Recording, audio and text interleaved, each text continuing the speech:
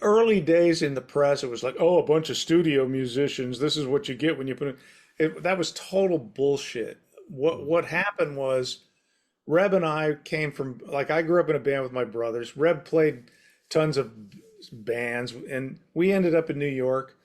Bo Hill was there. He had a lot of work, and he needed some people to do some tracks. And so we ended up in the studio playing on a lot of his albums. And that's where the studio musician thing came from. When I got the Alice Cooper gig, I met Paul, and I thought, okay, he's great because he plays guitar, keyboards, and he sings.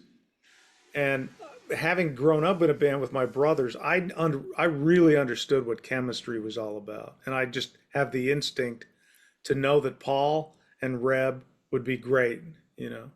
And then we accidentally met Rod when we were recording demos for the first album, and Rod came in because it was in a management office, and he came in for an audition for another band, and we just happened to meet him, and Reb was a big Dixie Dregs fan, and I didn't know them, but Reb was freaking out, and so we got together and did a rehearsal with Rod.